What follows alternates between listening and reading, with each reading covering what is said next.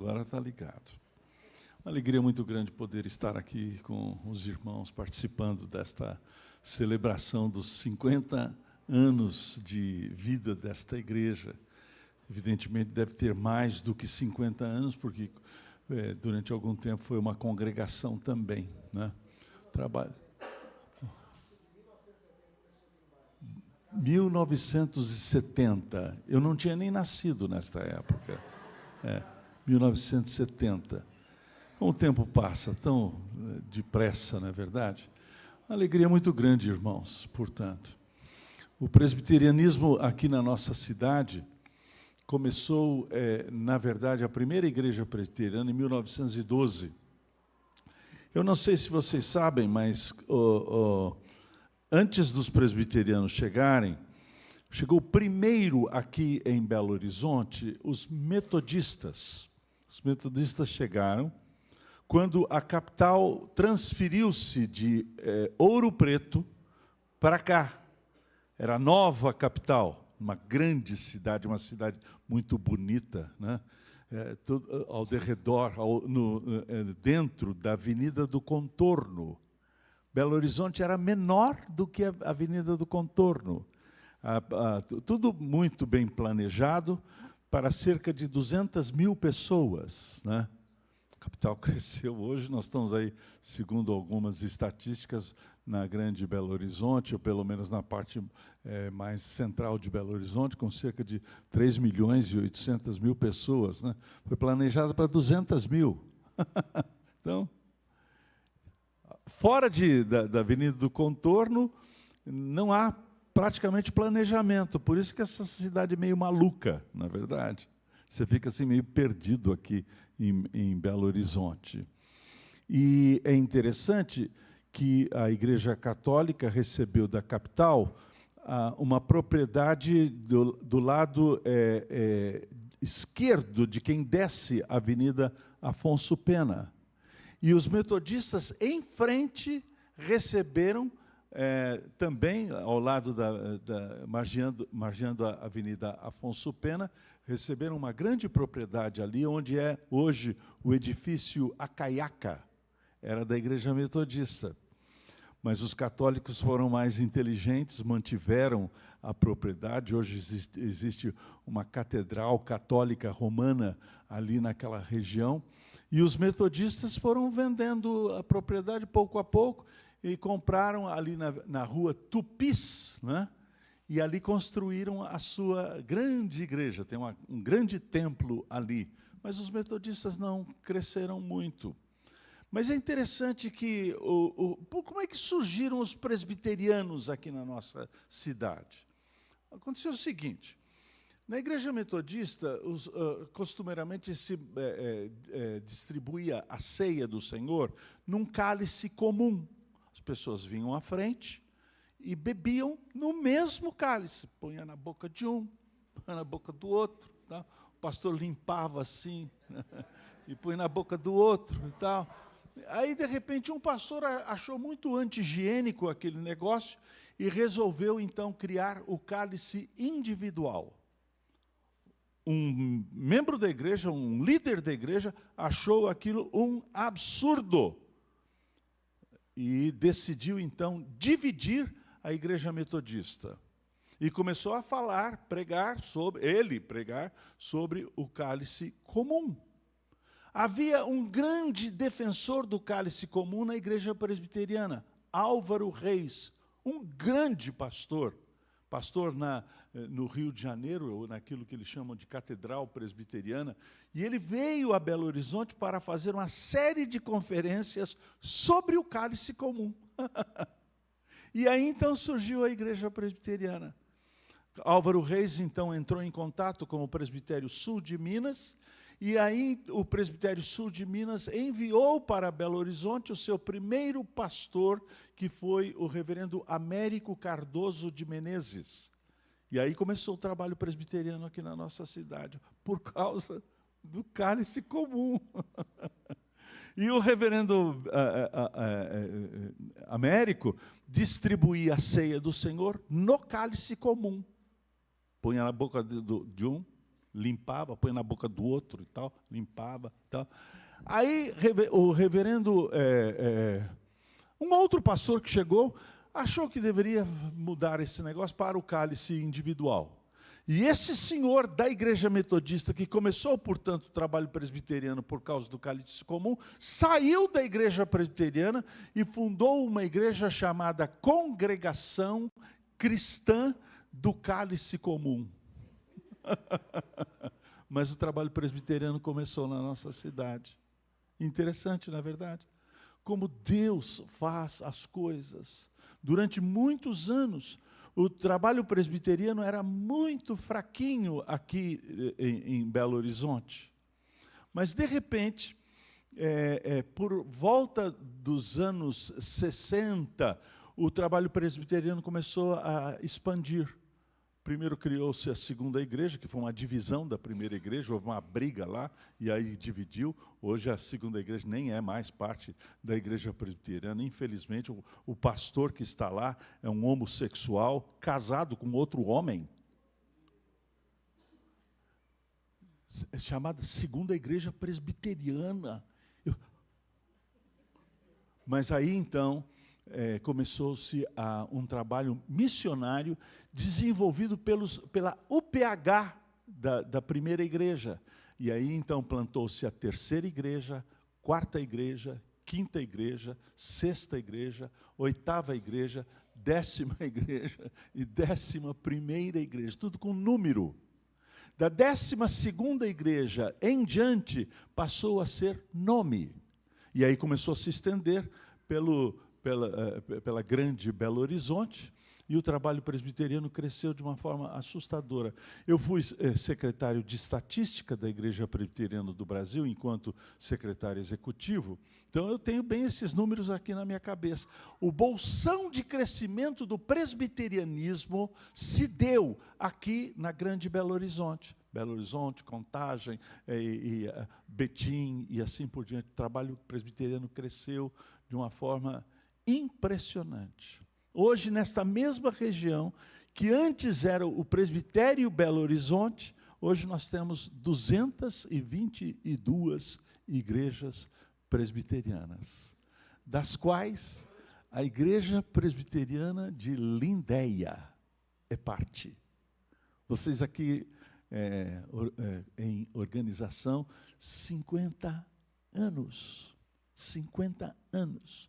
Portanto, começou o trabalho aqui, o trabalho foi organizado em 1976. 2 de maio. Eu cheguei em Belo Horizonte em janeiro de 1976. Marcelo, você não tinha nem nascido ainda. 3 aninhos. Você era ridículo naquela época. Não era nada. 3 aninhos. Pois em 1976 eu cheguei aqui nessa cidade. Pela graça de Deus, a primeira igreja se expandiu ainda mais e tal, cresceu muito, graças a Deus, né? Nós tínhamos a intenção de comprar as propriedades ao derredor da primeira igreja, compramos uma propriedade, mas aí a prefeitura, quando soube do nosso plano de expandir, construir um grande templo ali na Avenida Afonso Pena, decidiram tombar o patrimônio. Tombaram o patrimônio da primeira igreja. Eu nunca soube por que tombaram o patrimônio da primeira igreja, uma igreja que parece mais um banco do que uma igreja, né? Tombaram o patrimônio. Para quê? Para impedir o nosso crescimento. Não podemos, a partir de então, mudar a volumetria da igreja e nem mesmo as cores da igreja. Nem mesmo as cores. Por isso, então, aquilo que era uma vocação da primeira igreja se tornou uma obrigação da primeira igreja, que foi plantar novas igrejas. Não cabíamos mais dentro da primeira igreja. Aí eu dizia, irmãos, nós estamos plantando uma igreja lá na Serra. Você mora na Serra? Então, por favor, vá para lá. Nós fazíamos um trabalho de evangelização às avessas. A gente expulsava os membros da igreja. Porque não cabia mais. O trabalho presbiteriano cresceu de uma forma impressionante, impressionante.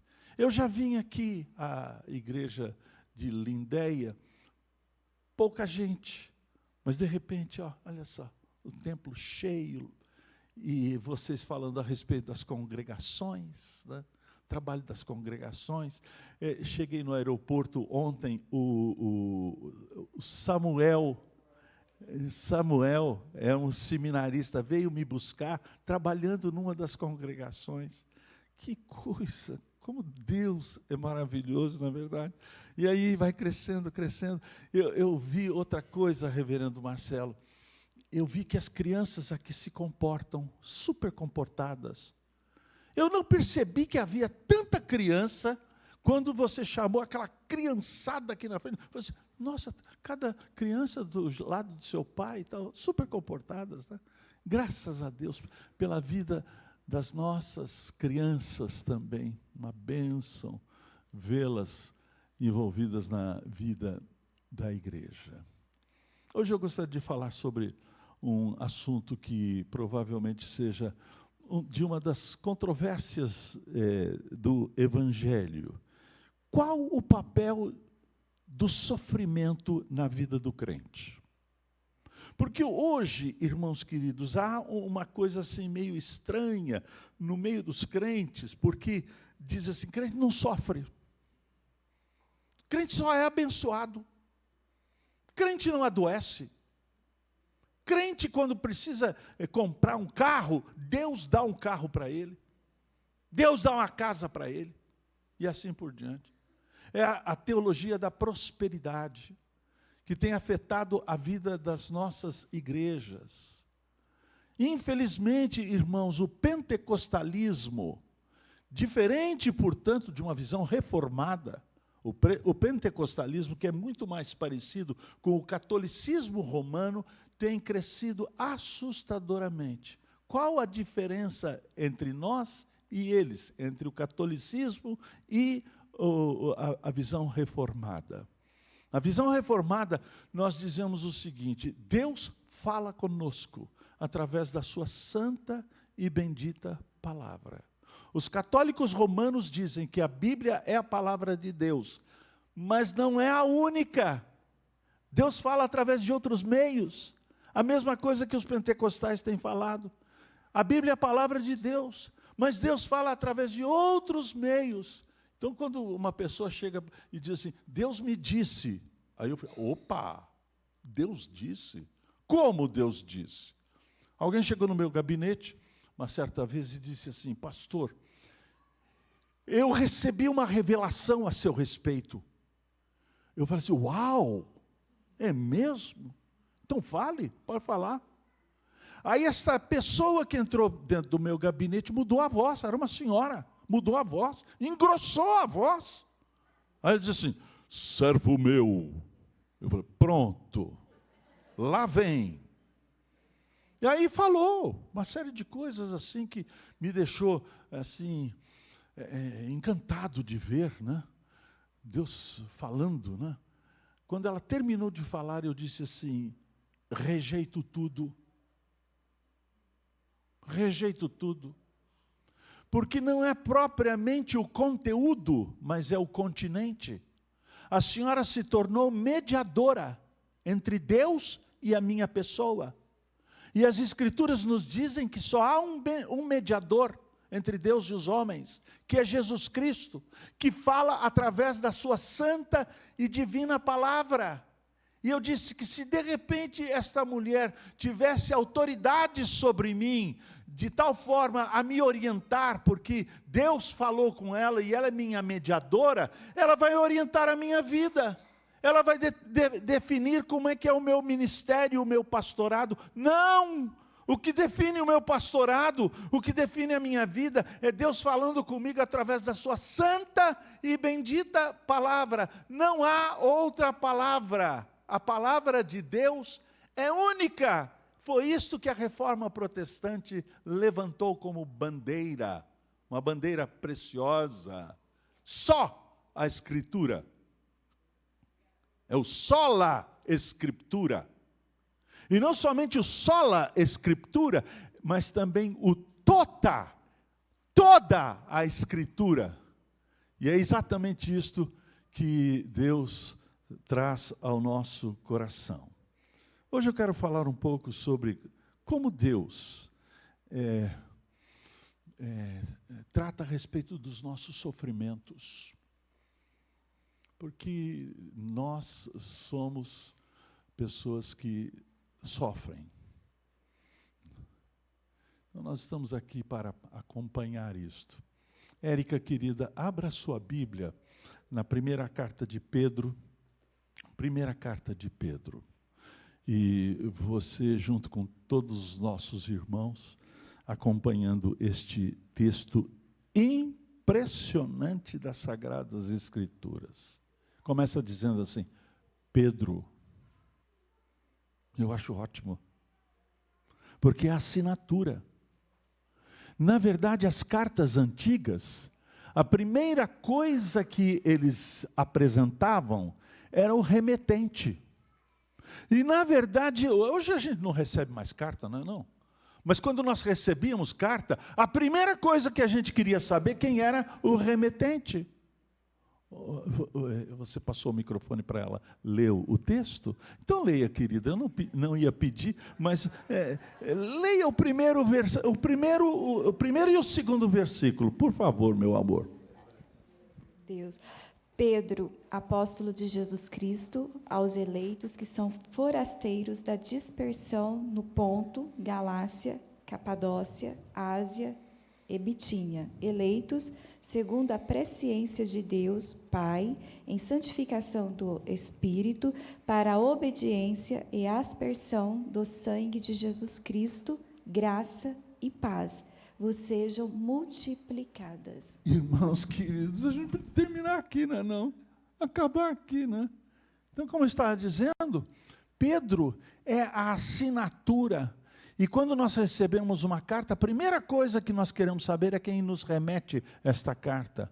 Se for uma carta de cobrança, a gente deixa para ler depois, não é verdade?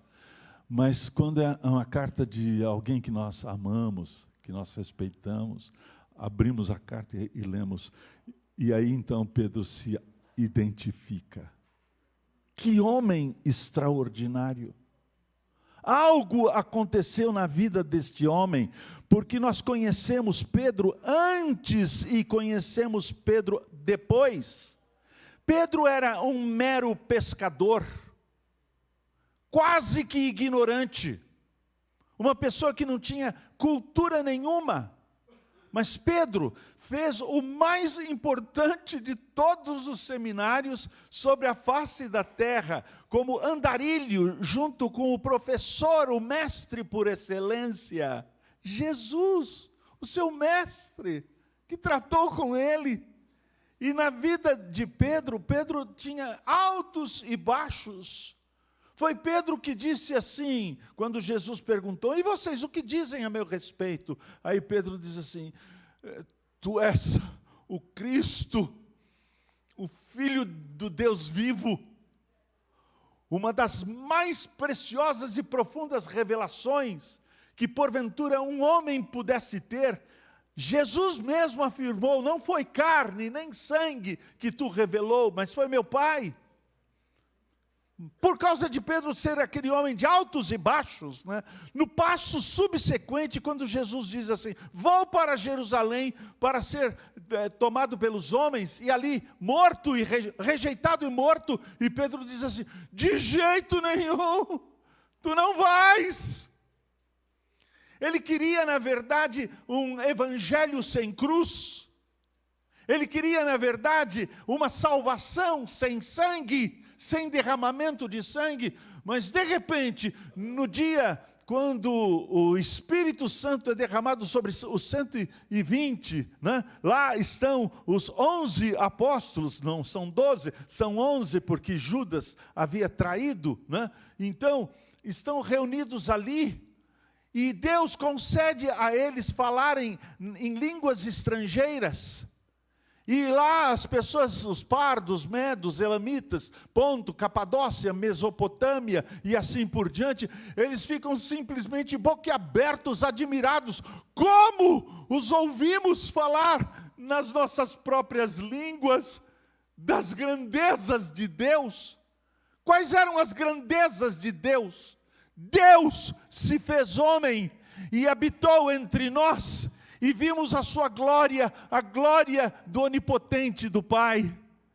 Este mesmo tomou sobre si a cruz do Calvário, foi morto, sepultado e ressuscitou ao terceiro dia. A mensagem de Pedro foi tão eloquente, tão maravilhosa, citando os profetas do Antigo Testamento, citando Joel e citando Davi, e então essa mensagem atingiu em cheio o coração dos ouvintes ali, cerca de 3.000 homens, provavelmente muito mais do que 3.000 homens, que só contavam os homens, porque era mais fácil em estatística contar os homens, porque de repente contar os homens significa que está contando também ao seu lado as mulheres, provavelmente umas 7.000 pessoas, sem contar as crianças, que de repente perguntam: o que faremos então? E Pedro então dá a sua ordem: arrependei-vos. No imperativo, arrependei-vos e crede no Evangelho. Então começa, portanto, a trajetória da igreja lá em Jerusalém, que na verdade vem desde o Antigo Testamento, porque a igreja surgiu em Abraão, o pai da fé. E aí então, essa trajetória vai até Jerusalém, de Jerusalém a Samaria, Judeia, e começa a atingir os confins da terra, vai para a Itália, e de repente da Itália vai para a Europa como um todo, e da Europa como um todo vai para os Estados Unidos, para as Américas, e de repente o primeiro culto realizado nas Américas foi realizado em solo brasileiro. A primeira confissão das Américas, antes da confissão de fé de Westminster, foi escrita por crentes no Senhor Jesus na cadeia. E aí escreveram a confissão de fé de Guanabara.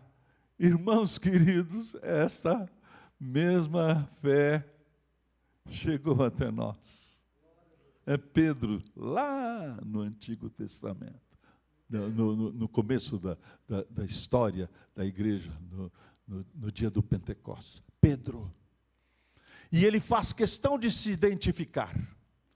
Pedro, apóstolo, ou melhor, fundamento da igreja, porque a igreja está fundamentada na doutrina dos apóstolos e profetas, sendo Cristo a pedra angular, que está, portanto, neste arco, na pedra angular, é Cristo na pedra, que é a pedra angular. Então, irmãos queridos, é Pedro que está diante de... Oh, meu amado, você sabe que até um copo de água fria vai ser contado.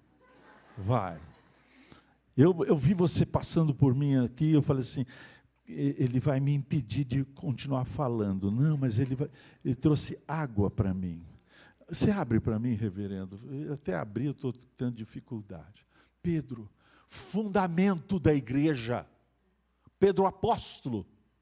E ele afirma, apóstolo de Jesus Cristo, visto que o nosso fundamento eterno está em Jesus Cristo, Deus de Deus, homem de homem, que habitou entre nós, e nós vimos a sua glória.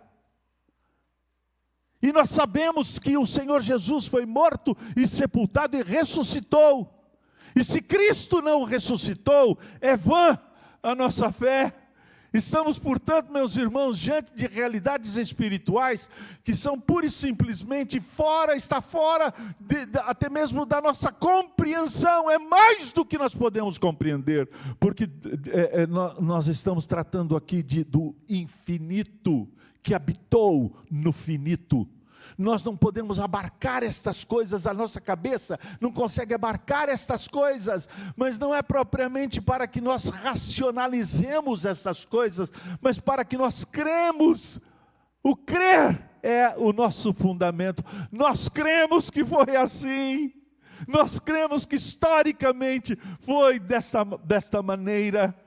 Então, meus irmãos, é interessante, nós enquanto pregamos não é propriamente para encher a nossa cabeça, mas para encher o nosso coração. Então nós saímos daqui com o impacto da palavra de Deus, e essa palavra nos purifica. Pedro, apóstolo de Jesus Cristo, e aí ele diz o seguinte: para aqueles que sofrem, aqueles que são peregrinos, aqueles que são forasteiros, e está se referindo, portanto, a nós outros, porque a nossa habitação, a nossa casa não está aqui, nós somos também peregrinos e forasteiros, e por causa disto, pelo fato de seguirmos o nosso mestre, haveremos de ser perseguidos como o mestre foi perseguido.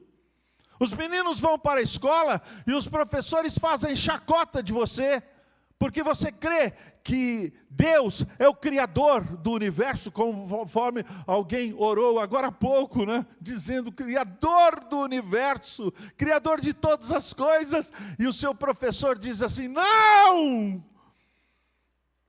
O mundo é produto do acaso, você é filho da ameba, você veio do macaco.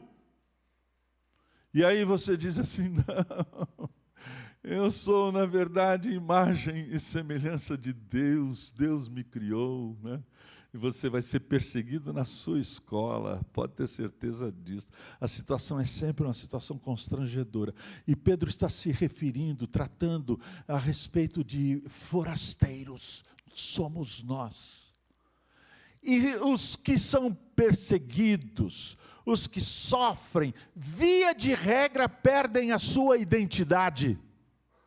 Quem sou eu? Por que eu sofro? Qual é o sentido da vida? Para onde eu vou? Da onde eu vim? E perdem, portanto, o sentido da existência, o sentido da vida.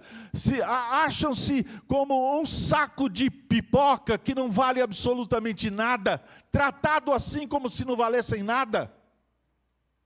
E é por isso então que Pedro, por 2 vezes, restaura a nossa identidade. Ele diz assim: eleitos. E você percebe, ele fala 2 vezes: eleitos.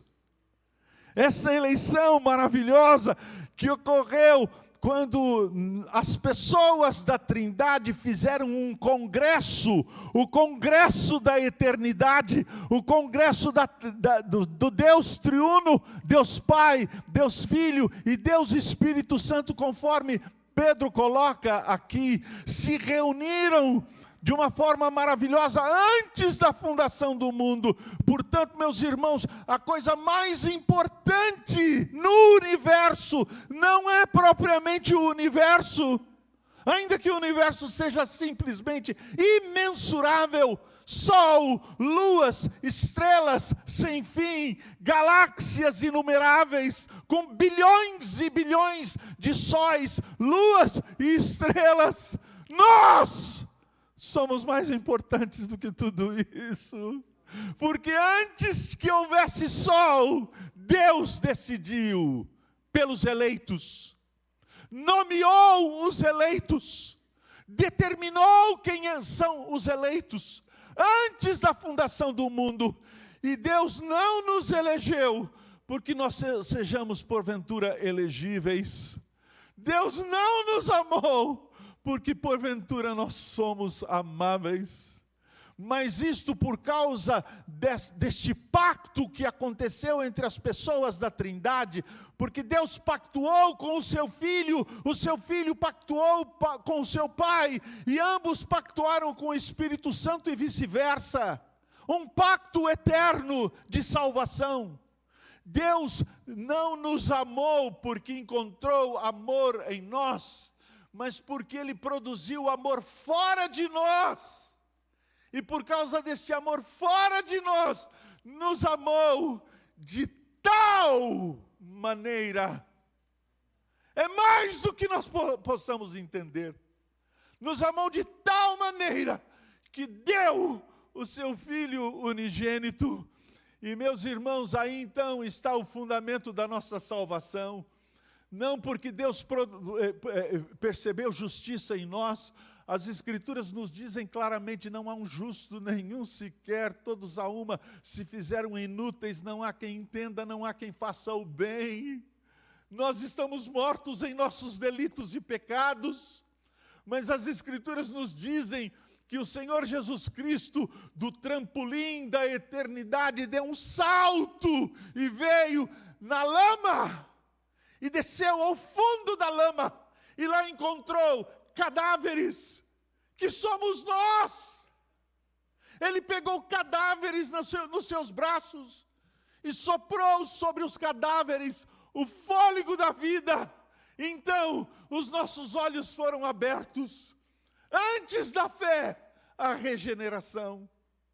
Antes da fé, o arrependimento. Irmãos queridos, então, Deus restaurou a nossa vida, fez abrir os nossos olhos e imediatamente nos deu uma condição necessária para a salvação, a fé, porque nós não tínhamos fé. A fé é dom de Deus. Deus nos deu fé. Então os nossos olhos foram abertos e nós dissemos lá no nosso coração: eu creio. E todo aquele que crê é salvo. Pela graça de Deus estávamos mortos. Então o apóstolo Pedro diz, tratando desse assunto, faz uma afirmação do versículo de número 3 ao versículo de número 6. Ele diz assim: bendito Deus e Pai de nosso Senhor Jesus Cristo, que segundo a sua muita misericórdia nos regenerou para uma viva esperança, mediante a ressurreição de Jesus Cristo dentre os mortos, para uma herança incorruptível, sem mácula, imarcessível, reservada nos céus para vós outros, que sois guardados pelo poder de Deus, mediante a fé para a salvação preparada para revelar-se no último tempo. Se você lê cuidadosamente este texto se refere ao passado e se refere então ao futuro. O passado que nos garantiu pleno futuro. Dois tempos, portanto, aqui: o passado e o futuro. O que Deus fez no seu Filho Jesus Cristo trouxe uma garantia eterna quanto ao nosso futuro. Nós não tememos o nosso futuro, porque o nosso futuro está garantido em sólido passado. Aquilo que Deus fez de forma sublime no seu Filho Jesus Cristo em nosso favor. Não a nós, Senhor, não a nós, Senhor, mas ao teu nome da glória. Não a nós, mas ao Senhor Jesus. Ele é o nosso Salvador.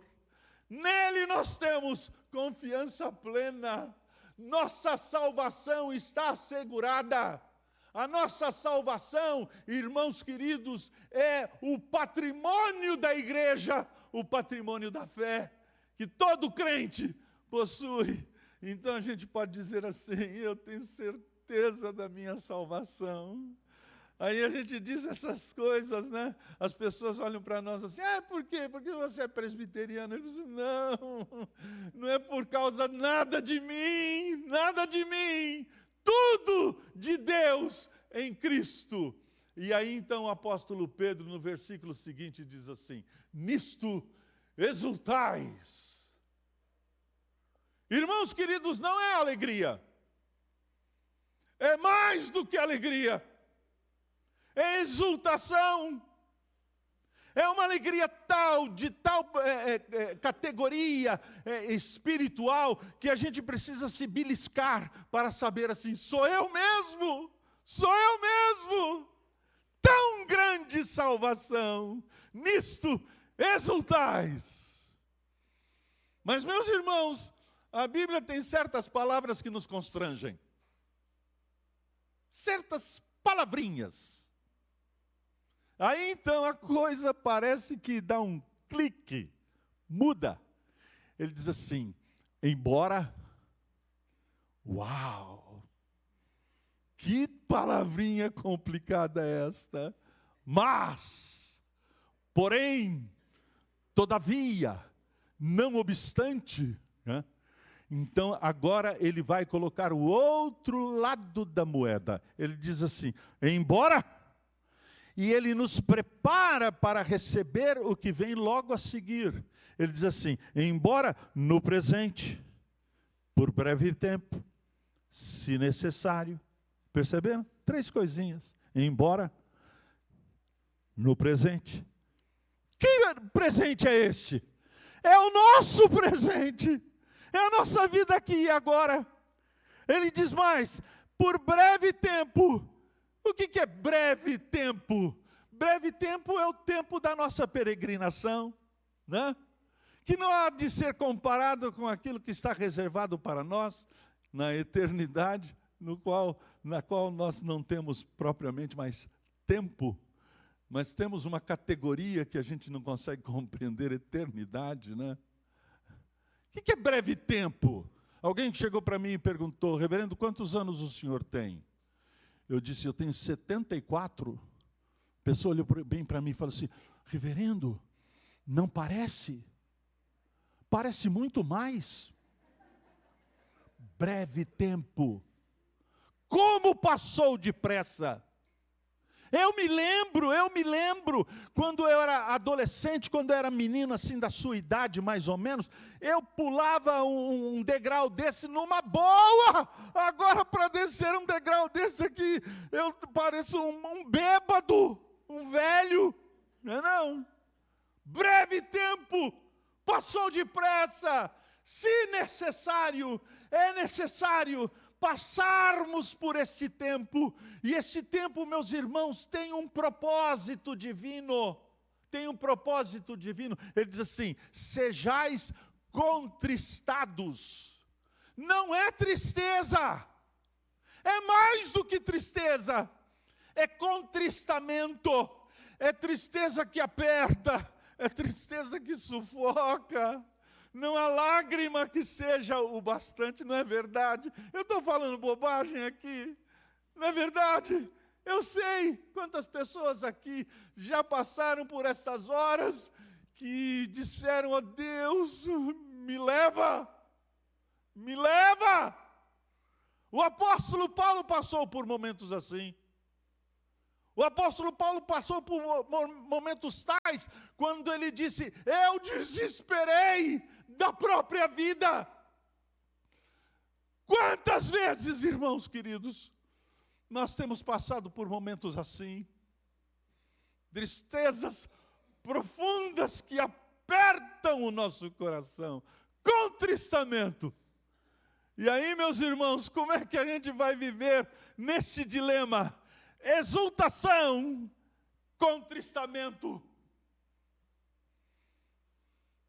Como é que nós conseguimos viver nesta dinâmica da exultação e do contristamento sem ficarmos loucos? É porque Deus tem um propósito. Deus tem um propósito. E aí ele diz assim, sejais contristados por várias provações. Aí, reverendo Marcelo, nós somos introduzidos a uma das doutrinas mais complexas das Sagradas Escrituras. Porque nós não somos provados para sermos aprovados. Hoje nós lemos a respeito do resultado da queda. A queda produziu, na verdade, para todos nós, reprovação. Nós não somos provados para sermos aprovados, porque nós já estamos reprovados. Não há nenhum aprovado por seus méritos pessoais. Nós estamos reprovados.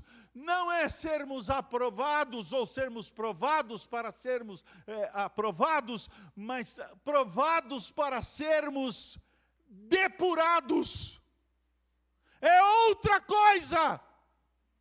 É por isso que Deus permite que nós passemos por várias provações, para que o valor da vossa fé, diz o texto a seguir, para que o valor da vossa fé, muito mais precioso do que o ouro, deixa eu até ler para você aqui, olha, veja só, muito mais precioso do que o ouro perecível, mesmo apurado por fogo, redunde em louvor, glória e honra na revelação de Jesus Cristo. É isso que Deus está fazendo conosco aqui e agora. É por isso que Ele trouxe a cada um de nós aqui e agora. Não para sermos aprovados, mas para sermos depurados. Depurados. Pelo lavar da palavra. Irmãos queridos, grande parte do que nós estamos estudando na manhã deste dia, você não consegue captar muito bem, você não vai guardar isto como um arquivo na sua mente, mas isto não importa. A mensagem da palavra de Deus que o seu pastor tem pregado domingo após domingo, não é propriamente para encher a sua mente, mas para produzir um impacto.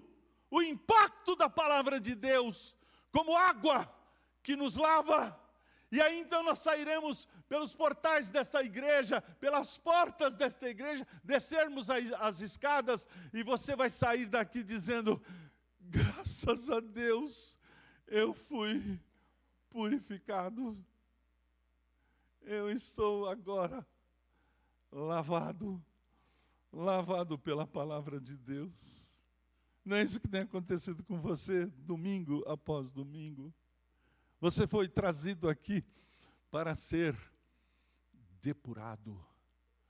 Porque o valor da vossa fé, mais preciosa do que ouro, mesmo ouro perecível, redunde em louvor, glória e honra na revelação de Jesus Cristo. Então Pedro nos leva ao mundo da metalurgia. É assim, não?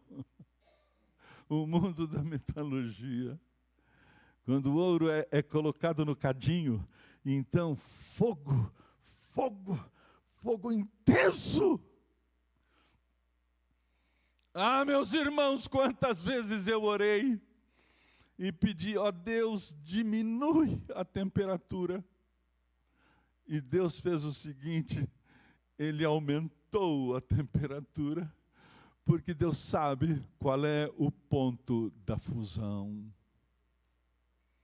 Ele está construindo, irmãos queridos, a coroa do Redentor. Ele está adornando a noiva do seu Filho. É por isso, meus irmãos queridos, que aqui quando nós nos reunimos, nós estamos como que num salão de beleza. Nós estamos sendo adornados, embelezados, beautificados. Não. A nossa beleza, o caráter divino moldado em nós. Nós estamos sendo purificados. Porque Deus, na verdade, está adornando a noiva do seu Filho, vestindo a noiva do seu Filho, embelezando a noiva do seu Filho. Eu não entro em salão de beleza. Salão de beleza é tortura chinesa. Não, é uma coisa assim, meio complicada. Quando a Érica vai a salão de beleza, eu fico do lado de fora. Não vou, meu bem, não vou, não quero ir. Mas em compensação, assim que você sai, eu estou esperando você no nosso carro. Que linda, que linda. Foi adornada. É isso que Deus está fazendo conosco. Nós somos a noiva. Ele está nos adornando para o dia em que o Senhor vier em poder e grande glória. Então a noiva será então levada à sua presença e nós viveremos para sempre numa boda que não acaba mais, num casamento que não acaba mais, né? E nós aqui, neste tempo, ele diz assim: a quem não havendo visto, a mais, no qual não vendo agora, mas crendo exultais, com alegria indizível e cheia de glória, obtendo o fim da vossa fé, a salvação da vossa alma. Não é mesmo? Quem aqui já viu Jesus? Alguém aqui já teve um encontro pessoal e Jesus chegou para você assim, servo meu?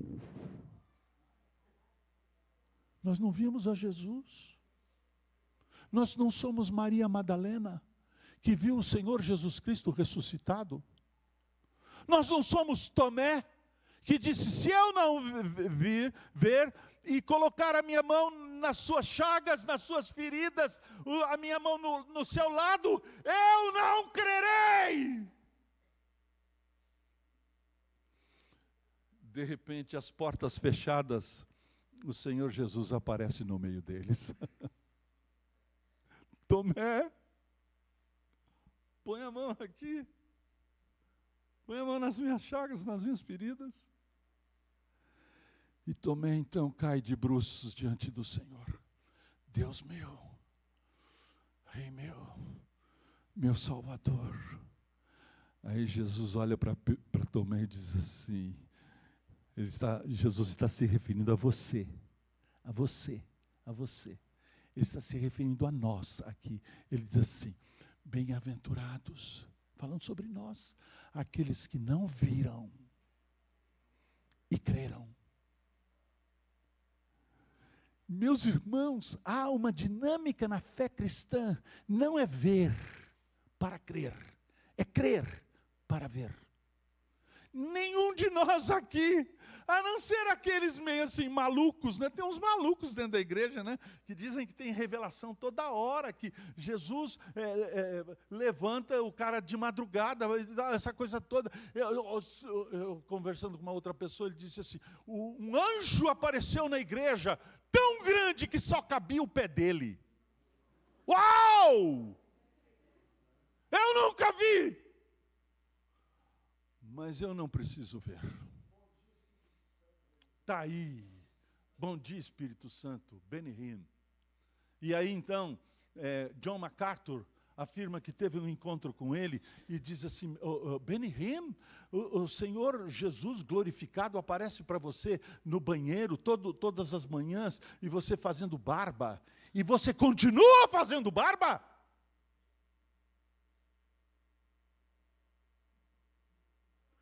Irmãos queridos, eu nunca vi, mas eu creio e eu sei que isso acontece com você também. Você não viu, mas você creu. A quem não tendo visto, amamos aquele que nós não vemos, mas nós cremos que Ele é a nossa redenção.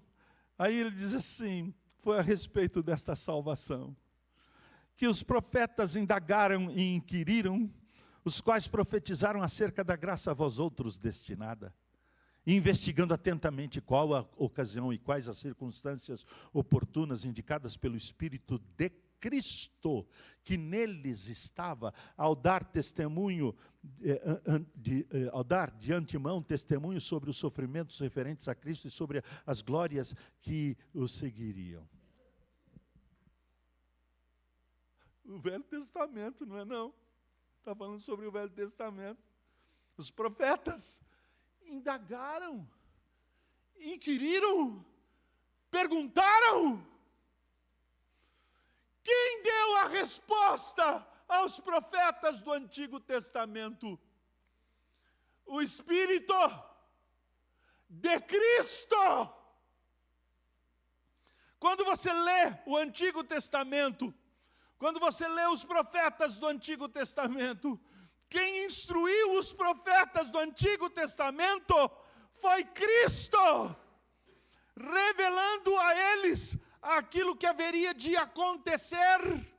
E de uma forma maravilhosa, estas coisas se deram no tempo e no espaço, tendo chegado à plenitude dos tempos, chegou o tempo mais pleno, veio o Senhor Jesus, nascido de mulher, e que habitou entre nós. E nós vimos, Ele é o Redentor do mundo, meu Salvador, meu Senhor.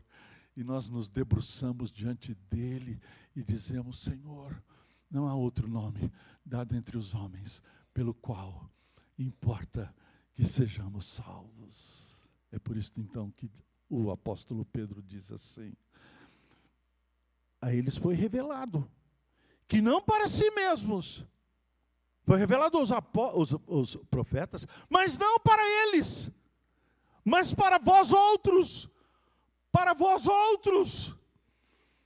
que agora que ministravam as coisas que agora vos foram anunciadas por aqueles que pelo Espírito Santo enviado do céu vos pregaram o Evangelho, coisas estas que os anjos anelam perscrutar. Não foi? Não foi isso que aconteceu? Foi pregado a nós o Evangelho. E de repente a fé vem pelo ouvir. E o ouvir a palavra de Deus, e algo de caráter extraordinário aconteceu no nosso coração. Ele nos deu vida, estando nós ainda mortos dos nossos delitos e pecados, e os nossos olhos foram abertos. E aí, quando isto acontece, quando nós nos reunimos aqui nesta assembleia sagrada, solene, né? Quando nós nos reunimos aqui, irmãos queridos, os anjos, você sabe que os anjos estão olhando para nós? O escritor aos Hebreus diz que os anjos vêm e adoram a Deus no meio da congregação. O Senhor Jesus está aqui conosco. Ele canta louvores na nossa boca. Os anjos estão olhando para nós e eles anelam perscrutar. Eles querem entender tão grande salvação que custou a vida do próprio Filho de Deus, que habitou entre nós. Não há, meus irmãos, mensagem mais gloriosa, mais estupenda, mais maravilhosa. Jesus habitou entre nós. Sabe por quê, meus irmãos? Prestem bem atenção. Porque Deus é um Deus consistente. Nós estamos tratando aqui, portanto, do miolo do Evangelho. O centro do centro, o coração do coração da salvação. Como Deus pode salvar? Justificando, sendo Ele justo, justificando a injustos como você e como eu. Porque se Deus justifica os injustos, não é justo. Todas as igrejas, todas as seitas no mundo, todas as igrejas cristãs falsas, pregam exatamente isto. Deus justifica o justo. Mas o Evangelho está dizendo, Deus não justifica o justo, porque não há um sequer. Deus justifica o injusto. O catolicismo romano diz o seguinte: quando a criança é levada para o batismo, ela recebe uma infusão da graça de Deus, aí ela tem que desenvolver esta infusão e fazer crescer esta graça através dos sacramentos da igreja, através da confissão auricular. Quando você confessa para um padre os seus pecados e o padre diz para você assim, estão perdoados os seus pecados, e dá a você uma série de obrigações a fazer para rezar não sei quantas Ave Marias, não sei quantos Padre Nossos e assim por diante, fazer o bem, essa coisa toda. Mas não há nenhum na Igreja Católica, não há nenhum que chegue a tal ponto de justiça para que Deus olhe para esta pessoa e diga, é justo, está justificado. Não há um sequer. É por isso então que inventaram uma outra doutrina falsa, antibíblica, diabólica, a doutrina do purgatório. Você morreu, não chegou ao limite da justiça, você é injusto, então sabe o que Deus faz com você? Te leva para o purgatório, para purgar os seus pecados. É uma antessala do inferno. Você vai então ser punido através do fogo do inferno.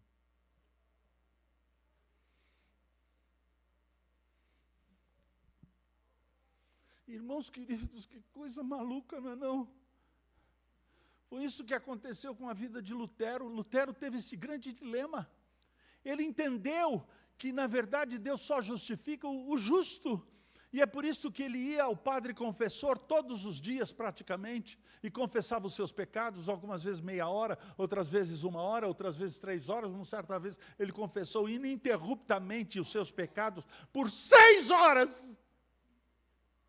O padre confessor ficou quase louco. Ele falou assim: Lutero, não me venha aqui com picuinhas. Se você pecou, confesse os seus adultérios.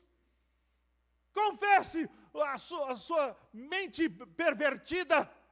Confesse de fato os seus pecados. Não me venha aqui, Lutero, com esse negócio. Padre, pequei, porque eu fiquei com vontade de comer o purê de batatas do Padre André. E depois de 6 horas, ele recebe a palavra de absolvição e recebe também as ordens que ele tem que cumprir. Ele sai do confessionário assim, feliz da vida. Estou justo, porque eu cumpri os sacramentos da igreja. E foi pelos corredores escuros lá do seu mosteiro, e quando chegou na sua cela, no quarto onde ele morava, ele pôs a mão na maçaneta, e quando ele pôs a mão na maçaneta, ele se lembrou de um pecado que ele não tinha confessado. Alguém diz assim: é louco? Eu acho que era maluco de tudo. Até que num dia bendito, estudando o livro dos Salmos, ele compreendeu a doutrina do Evangelho da graça de Deus.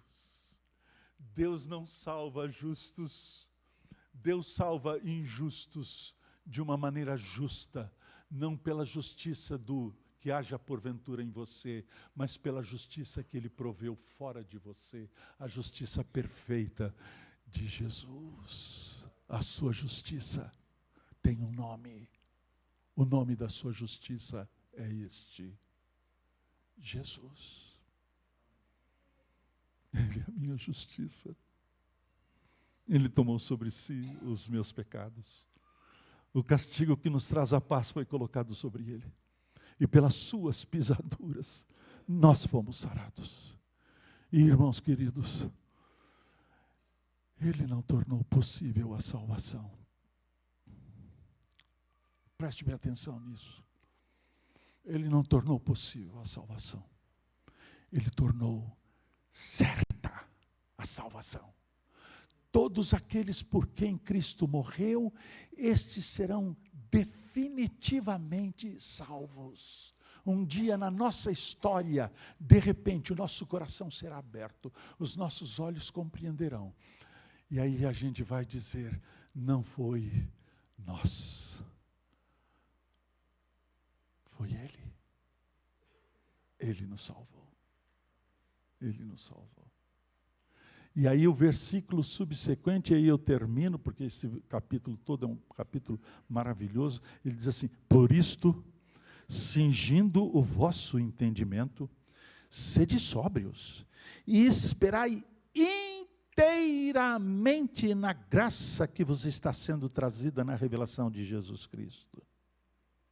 Interessante, né? Cingir o entendimento significa colocar cinta no entendimento, amordaçar o entendimento. Não. Cingir o entendimento é mais ou menos como aquelas coisas que aconteciam lá nos dias de Pedro, que quando os homens queriam correr e terem as suas pernas desimpedidas pelo fato deles usarem túnicas compridas, eles levantavam a túnica, amarravam a túnica na cintura, para deixar as pernas livres para correr. Cingir o entendimento é dar liberdade ao entendimento. Você não está mais escravo, você é livre, cingindo o entendimento. Aí ele diz: esperai numa única coisa, há um ponto central, esperai inteiramente, mais nada, mais nada. É como dizem os reformados, sola gratia, só a graça. Por que você foi salvo? Pela graça. Foi graça. Foi favor. Imerecido.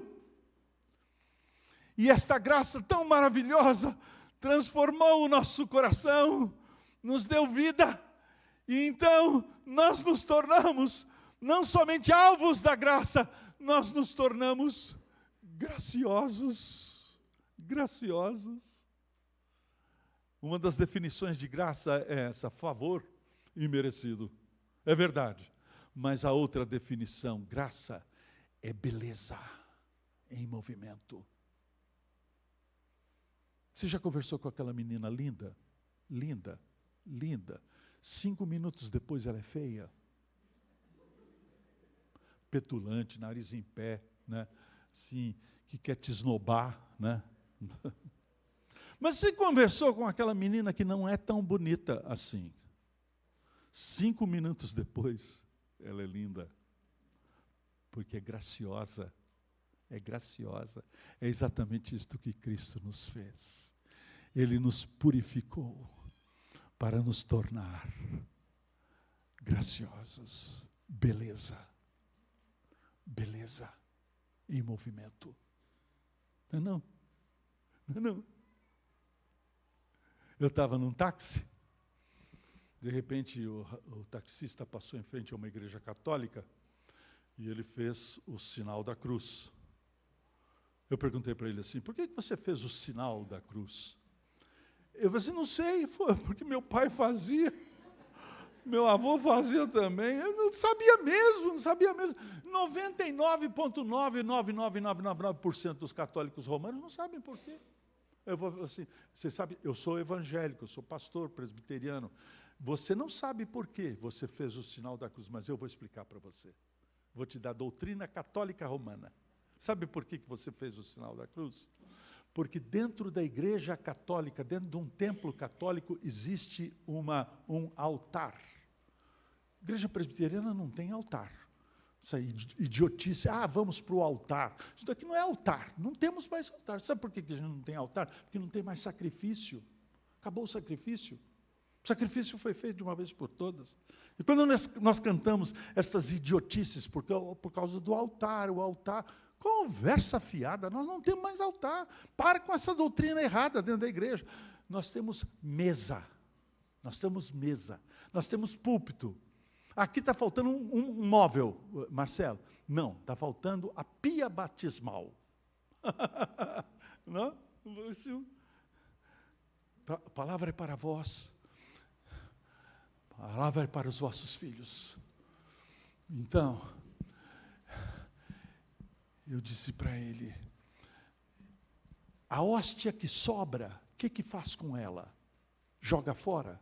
Não. A hóstia que sobra vai para o sacrário, para o sacrário. E a hóstia é Cristo. Cristo está na hóstia. Você come Cristo. Irmãos queridos, nós não podemos comer a Cristo. Nós não podemos comer a Cristo. Não é por acaso alguma coisa que nós fizemos, alguma coisa que porventura seja um exercício de nossa espiritualidade que garante a nossa fé. Não. É esperar inteiramente na graça que você está sendo proposta. Só uma coisa. Quando alguém perguntar para você, como é que foi que Deus decidiu salvar você? Você, esse cara, eu nem vou dizer, né? Não vou nem falar. Né? Por que Deus decidiu salvar você? E você haverá de responder, foi pela graça. Porque se Deus observar as nossas iniquidades, diz o salmista, quem subsistirá? Foi pela graça. Foi pela graça. Jesus comprou a sua salvação. E aí, quando João Batista viu Jesus chegando para perto do Rio Jordão, João Batista olhou para Jesus e disse assim: eis aí o Cordeiro de Deus que tira o pecado do mundo. Os sacrifícios do Antigo Testamento foram abundantes. Milhares de cordeiros foram imolados. Os sacerdotes pisaram em lama de sangue. Eles foram empapados em sangue. Mas nenhuma gota daquele sangue perdoou pecados. Mas o escritor aos Hebreus nos diz o seguinte, que aqueles sacrifícios suspenderam a punição até que chegou o Cordeiro. Então os pecados de Abraão, de Isaque, de Jacó, de Davi, de Salomão e de tantos outros, você pega no livro do cronista, né, que pergunta assim, Salomão, depois de descrever os pecados de Salomão, Salomão pecou em todos estes pecados? Aí o cronista diz assim, sim, Salomão pecou todos estes pecados, mas Deus o amou. E por isso então deu um nome para Salomão. Salomão não se chama Salomão. Salomão tem outro nome, você sabia? Salomão se chama Gedidias, amado de Deus. Marcelo, amado de Deus. João, Maria, José, Francisco, Benedito, amado de Deus. Não porque Deus encontrou amor em nós, mas porque Deus produziu amor fora de nós, para nos amar, e nos amou, de tal maneira, que deu seu Filho unigênito. Irmãos queridos, já são quase 11 horas e eu continuo falando, parece que eu não tenho como parar, não é, reverendo? Mas eu vou parar aqui, que Deus nos abençoe.